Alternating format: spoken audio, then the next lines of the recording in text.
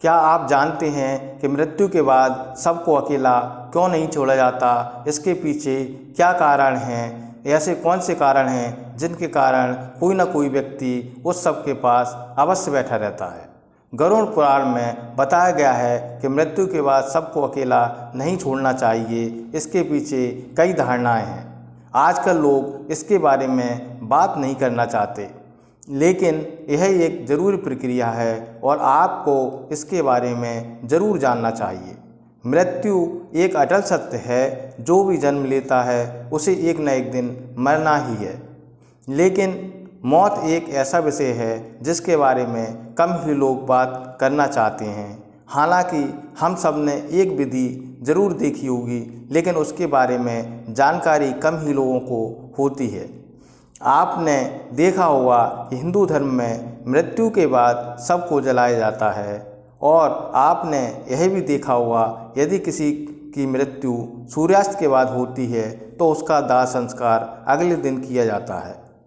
ऐसे में आपने गौर किया होगा कि मृत्यु के बाद सबको अकेला नहीं छोड़ा जाता। इसका संबंध गरुड़ पुराण से है। इसके पीछे का कारण जानने के लिए वीडियो को अंत तक अवश्य देखें। हिंदू धर्म में यदि किसी की मृत्यु सूर्यास्त के बाद होती है तो उसके शव को रात भर घर पर ही रखा जाता है और अगले दिन उसका दाह संस्कार किया जाता है। इस दौरान सबके पास किसी न किसी का रहना आवश्यक होता है। इसके पीछे की मान्यता है कि यदि रात में ही सबको जला दिया जाता है तो इससे व्यक्ति को अधोगति प्राप्त होती है और उसे मुक्ति नहीं मिलती। ऐसी आत्मा ही भूत प्रेत बनकर घूमती है। यदि किसी व्यक्ति की मृत्यु पंचक काल में होती है तो पंचक काल में भी सबको नहीं जलाया जाता। उस सब का दाह संस्कार करने के लिए पंचक काल के समाप्त होने का इंतजार किया जाता है। तब तक सबको घर में ही रखा जाता है और किसी न किसी को उस सब के पास रहना होता है।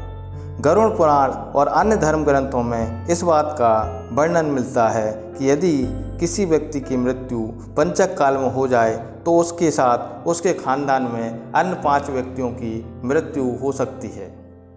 इसी के कारण पंचक काल के खत्म हो जाने का इंतजार किया जाता है। लेकिन इसका समाधान भी है कि मृत्यु के पश्चात सबके साथ आटे, बेसन तथा कुछ घास से बने 5 पुतले अर्थी पर रख दिए जाएं तथा उन्हें घर से ले जाया जाए और शमशान घाट पहुंचकर सबकी तरह ही उन पुतलों का भी विधि विधान से दाह संस्कार करना चाहिए।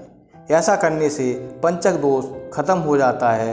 हिंदू धर्म में मान्यता है कि सबका अंतिम संस्कार मृतक के बेटे के द्वारा ही किया जाए। ऐसी स्थिति में किसी का बेटी या बेटा दूर रहता है तब उसके आने का इंतज़ार किया जाता है और सबको घर पर ही रखा जाता है। कहा जाता है कि बेटे के हाथों ही दाह संस्कार होने से मृतक आत्मा को शांति मिलती है, अन्यथा वह भटकता रहता है।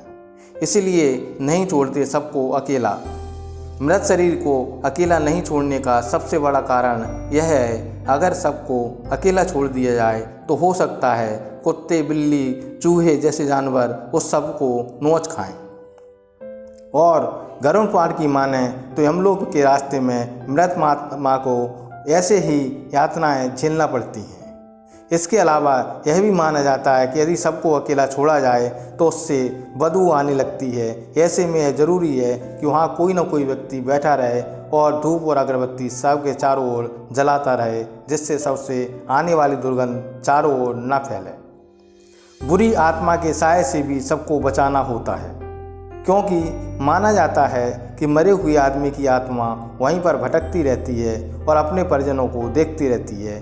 यह भी कहा जाता है कि इंसान की मौत के बाद शरीर आत्मा से खाली हो जाता है, जिस वजह से उस मृत शरीर में कोई बुरी आत्मा का साया अपना अधिकार जमा सकता है। यही वजह है कि रात में सबको अकेला नहीं छोड़ा जाता। दोस्तों, वीडियो पसंद आया हो तो वीडियो को लाइक करें, शेयर करें तथा चैनल को सब्सक्राइब अवश्य कर लें। धन्यवाद।